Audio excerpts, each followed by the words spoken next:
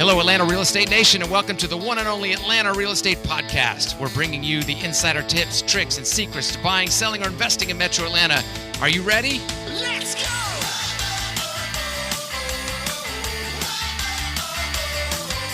All right, what's going on, everybody out there in the Atlanta Real Estate Nation podcast?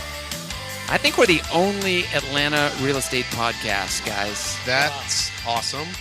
I mean, there's not even any duplicators out there. Not yet. Not yet. We're only on episode 6. Actually, 5. Yeah, we're on episode 5.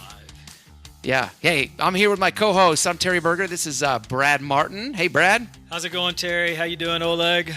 Hello there. And Oleg Gaidman. Yes. Right here. We are the Navy SEALs of real estate right here, ladies and gentlemen. It doesn't get any better than the two guys I have sitting at the table with me today, I think. And we have a lot of fun together, so hopefully you feel like this podcast is going to be a good time. Today's topic is going to be crazy. We're going to get in all kinds of arguments and discussion, I think. You know what we're talking about today? Zillow. Oh, Zillow. Zillow. Your favorite. Episode 5, Exposing Zillow. Can Zillow be trusted in the Atlanta real estate market? We're going to find out. We're going to pull back the curtain on Zillow to get you to the truth. Brad, but before we do that, you've got a special tip, right, about the Atlanta area, right? I think I do. What you got? Are you ready? Yeah, I'm ready. Let's do it. Let's talk about the airport. Oh, the airport. What about it? Oh, man. Tell me about the airport. Are you ready? Yeah. All right. Fasten your seatbelt, I like our airport. Yeah, it is good. It's good. Here you go. Fasten up. If you're coming to Atlanta for the first time, be prepared for this. 260,000 passengers daily, folks. I don't like people that much. How would you like to be one of those? 2,500 plus daily flights. How would you like to be on one of those? 57 security lanes. Oh, my gosh. It still takes forever to get through them. Yeah, it sounds a little frisky, right? Yeah. Yeah. Yeah. Well, it sounds like you've had an interesting experience. Maybe you need to tell us about it. Let's hear it. Moving along. Hartsfield-Jackson Airport is the world's largest airport. The terminal covers 45 football fields. 45 football fields. Yeah, I affectionately call the airport the Death Star. I mean, it's just it's as big as, you know. My wife said I shouldn't say that on national television, but we're not on national television. Not yet. No, not yet. That's You might make it there today. That's right. Oh, man. Guys, we're going to talk about Zillow today. There's so much controversy regarding Zillow. It's not even funny. But so we're going to talk about what... Nice. By the way, we're in the country. Wow. Today we're coming to you from Farmville. Oleg, is that your chicken out there? Yeah, it's a rooster. Can you get us some eggs? Absolutely. All right. The rooster's not going to help me with the eggs at all. So, all right. So what Zillow is, what it isn't, how they make money, and some more interesting information how Zillow can benefit the Atlanta consumers when shopping for a house, right? So I'm going to go through just a quick little history lesson about real estate and the internet. Early on in the internet era, real estate giants like Realtor.com and other major brokerages really failed to understand how the internet could transform real estate. And so for years, the brokers controlled information and data, right? I mean, back in the day, like before the internet, where was the information? In the big fat book. And it was a big book with listings in it, right? Yes. And what was that book? Do you remember what that book was called? I was in real estate then. It was just FMLS, GMLS, whatever it was. And those got published how often? I think once every few weeks or a month. So if you listed one day after the publishing deadline, you don't show up in the book for another month. Yeah. At least a couple of weeks. Those are the dark ages of real estate right there. And this is just from my memory. Yeah. But, I mean, the crazy thing is the brokers controlled all the information, right? Of course. And so when the internet age came up, I mean, it's notorious that the real estate industry as a whole is 10 years behind any kind of technology that could happen. So I feel like the big brokerages and the National Association of Realtors just really didn't see the handwriting on the wall with regards to the power of the internet. And of course, Zillow comes along, and then they become a disruptor. But before Zillow, there was this domain that a lot of people out there still use called Realtor.com.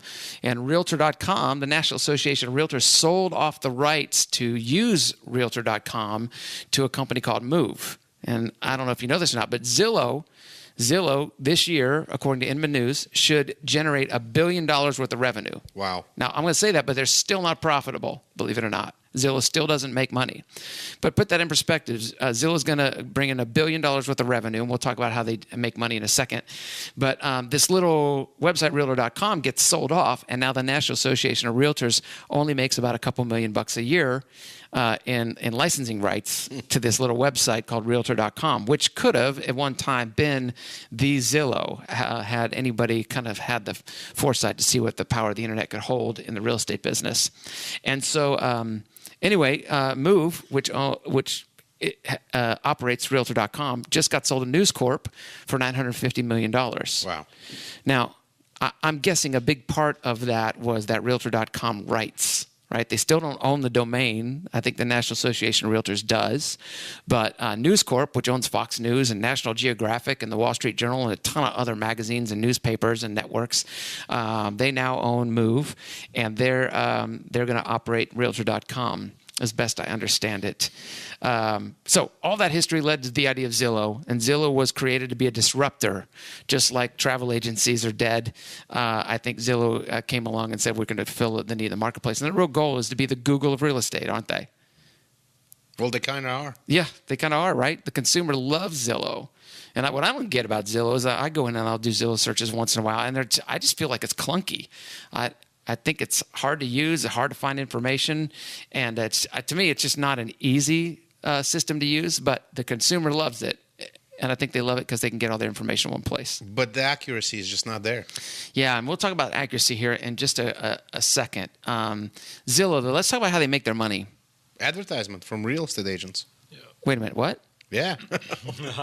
Real estate agents pay Zillow to show up every time consumer searches for real estate there. Okay, so if I'm a buyer and I go on Zillow and I saw this house down the street that I would like to purchase and I want to talk to the listing agent, am I able to find that listing agent? Well, most of the times you won't find that listing agent because the top results on your right side of the Zillow will display real estate agents who are paying for results, paying to show up a certain amount of times per month when a consumer searches for a house. Wait. And it's not you. It's not the listing agent. It's not the listing agent. It's not the listing agent. It is not. Okay, so we did our own undercover investigation here just a few minutes ago, and we pulled up one of our listings. And when we pulled that listing up, we noticed that our information is there. Yes. And there are no other agents because Keller Williams has decided to take its territory back, and it feeds into Zillow directly, as best I understand it. And in exchange for that we're supposed to show up as the primary, as the listing agent. But what's interesting is when I go to this page, and guys, if you want me to put a copy of this on the show notes, you should. Yeah, I'll do it. I'll put it on the show notes. Man, you're always giving me extra work, Oleg. But at least people can see what we're discussing. Gosh, man, I got up at 6 o'clock this morning, been working all this. Oh man, you're just killing me here, dude. Plenty of time left in the day. All right. Okay, so we'll take a picture. We'll screenshot it for you. But what's interesting is it'll say contact listing agent, and our team shows up there, right? And then down below it says contact premier agent. Those are the premier agents. Premier means you're paying Zillow something monthly, and usually a lot of money to show up on their site. For that lead. So if you want to contact us about this particular listing, it says contact. You got to find a small little picture with your face on it. Right. And a small phone number. And that small phone number, you almost need a magnifying glass to see it, right? But if you look at a non-Keller Williams listing, you'll see 4 agents on the right-hand side. 3 or 4. 3 or 4. And none of them typically, unless it's their own listing, none of them are going to show up because those are the people that are paying for that position. Yes. So what we know about agents... Oh, and the funny thing is, if you refresh that page a couple of times, different faces will show up to populate that preferred listing. Because the agent is only paying for a certain amount of times to show up. So if you keep on refreshing it, they're paying for it. You get different. So if you want to have fun, go at it. Just click refresh a million times. If you get mad at your agent and you find it, just keep keep on clicking. click through. Okay.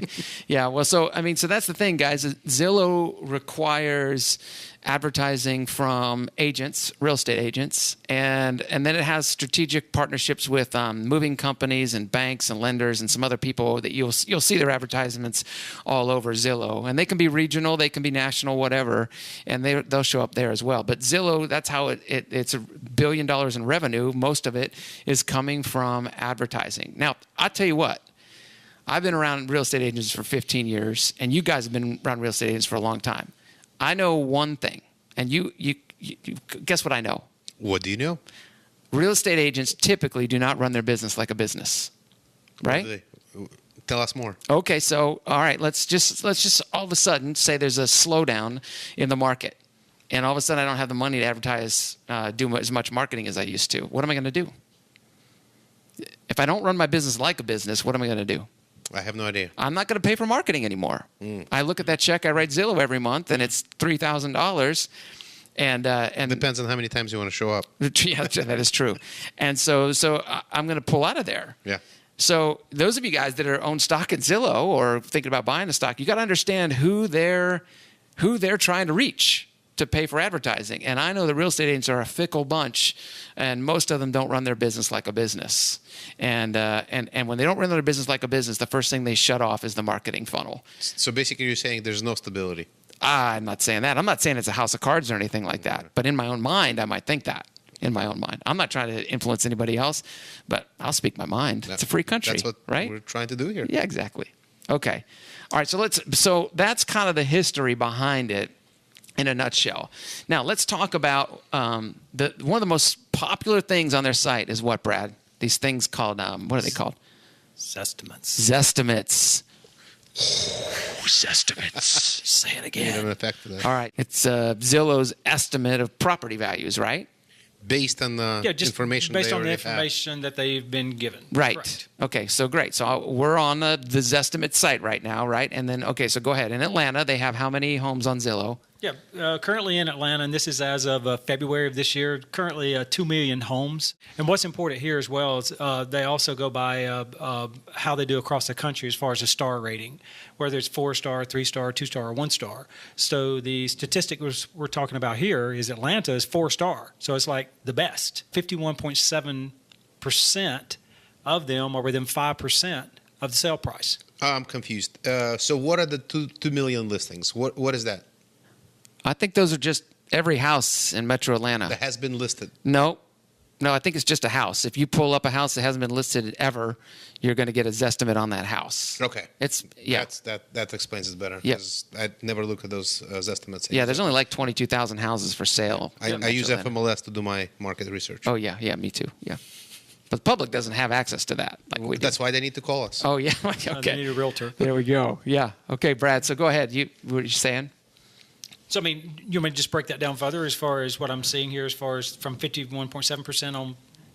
Yeah, so you're saying if I have a house that is worth $200,000, Zillow's only going to get it right 51.7% of the time? That is within 5%, yes. That within 5% of the sales price. Yes. So they're only going to get it right plus or minus $10,000 on my $200,000 house. Correct. 51% of the time. Correct. Huh. What's the other? I don't think the percentage? public knows that. Yeah. It's right here on their site. I mean, I'm looking at it right here.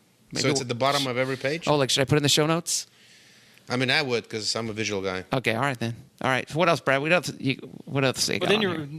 you're moving a little bit more here. 73.8% is within 10% of the sale price. So plus or minus 20,000 on my house. That's correct. Got it. That's Correct. a widespread. Okay. Yep. And take it on up to 87.7% is within 20% of the sale price. So a $40,000 swing. I got an 88% chance of getting it right. I mean, I could stick my 5-year-old in front of a house and say, "What do you think that's worth?" And he might have just as good a shot within 20%. Exactly. Okay. And then they've got a margin of error. What's that? This is a 4.8% margin of error overall. So altogether, they're saying we can make a mistake of up to 87% Yeah. Or up of to the 9. listing price. Yeah. Yeah, and keeping this How in is mind. that possible? Yeah, and keeping this in mind, this is in Atlanta. Yeah. And we're talking about a 4-star rating here. This But is the best. When you look across the country, I just don't see how your it's stars. possible. You got to explain it to me then.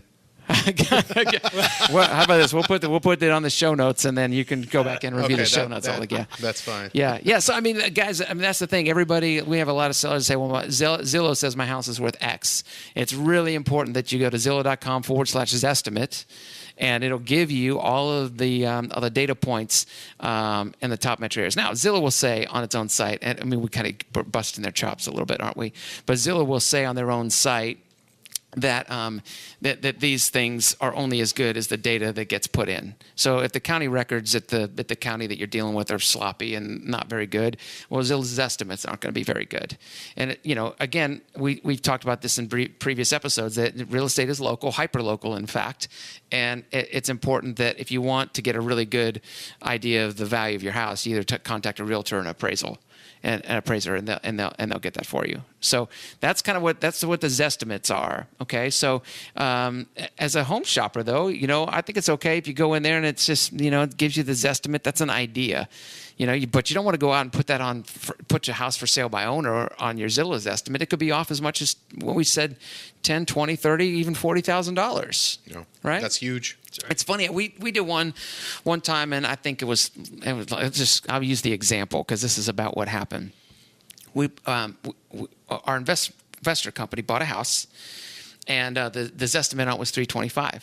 Well, we fixed that house up and put it on the market for $395,000, and all of a sudden the Zestimate went up like $70,000. Wow. I mean, just like in a couple of weeks. And so, the neighborhood comps can radically adjust your Zestimate up and down based on what's happening in your neighborhood. And the way to know what's happening in your neighborhood, I'm not going to, don't necessarily need to plug what we're doing here, but if you wanted just to get some free neighborhood updates, just go to AtlantaRealEstatePodcast.com and just click on the little button that says Get Neighborhood Updates, and then we'll set you up for whatever happens in your neighborhood. So if you want to, Oleg, if you want to be the first person to know when your neighbor lists their house, we'll send you a direct feed from the MLS. And that feed gets updated, every 10 minutes or something? As soon as somebody clicks hit enter to put a listing in on the MLS, and whatever real estate office they're in, whatever clerk is putting that in, as soon as that goes live, if you want it that quickly,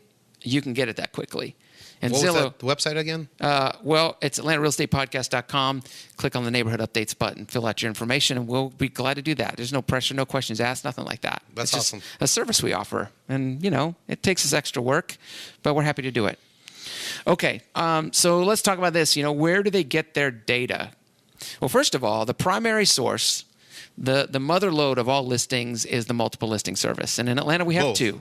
Yeah, we have two, MLS, Georgia MLS, and First MLS. Which is a funny thing because FMLS, first multiple listing service, is actually second in Atlanta. Oh, it was the second one? Yes. But so that explains. So people, when you're on Realtor.com looking at houses or even Zillow and you see two different MLS numbers, that's why. There's two big MLSs here in Atlanta. They compete against each other.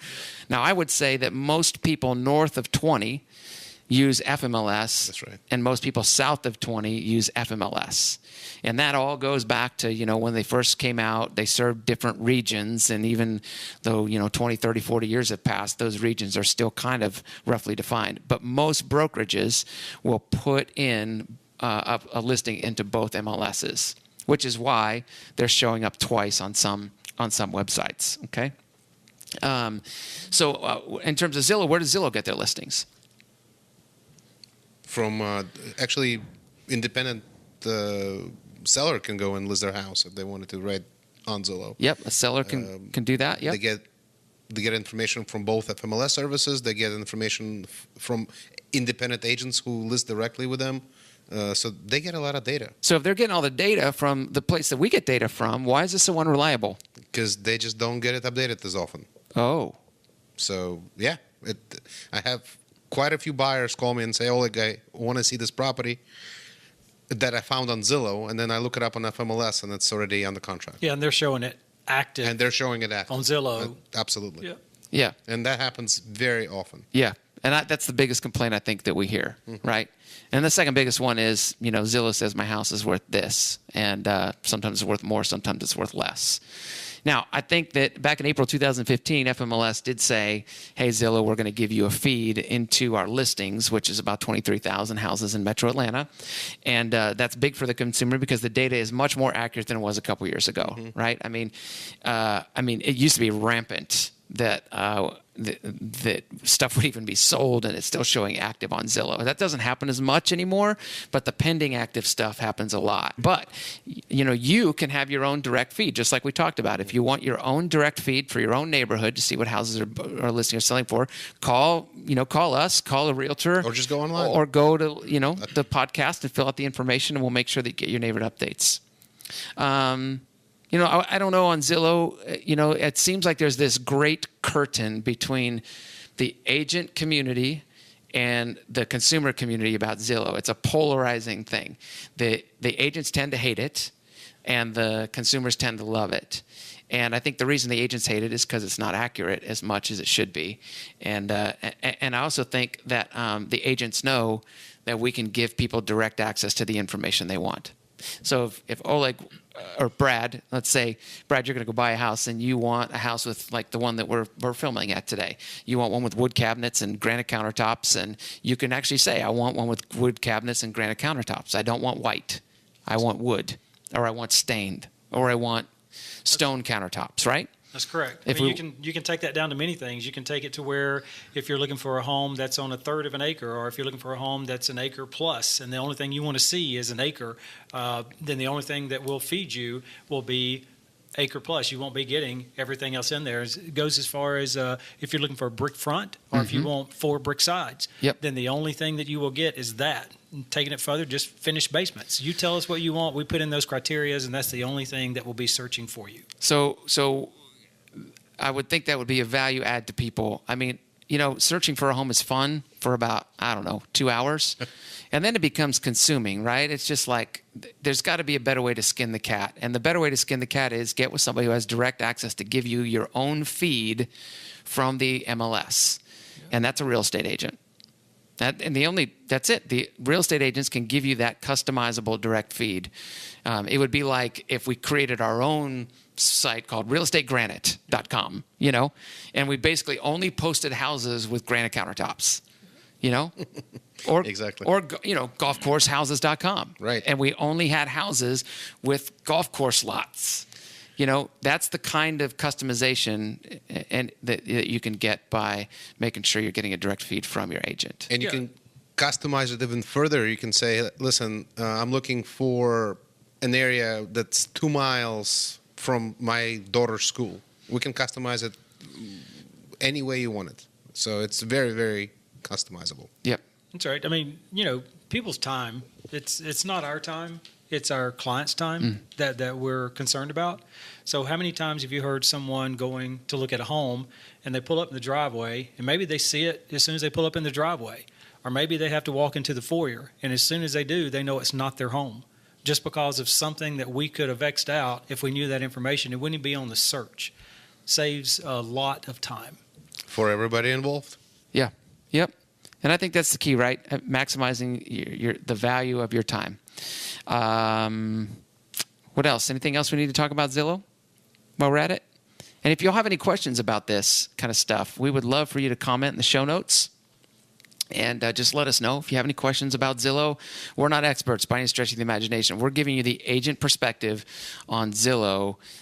You have your own perspective, but hopefully we've brought a little bit of value to people to show them how to use it and why it might be a little bit more accurate than it used to be. I guess, Terry, the only thing I would add is what you said a minute ago. I think is just huge. Not only when you're showing people's home, as far as when they get there, does the home have the features and benefits that they want, or does it not?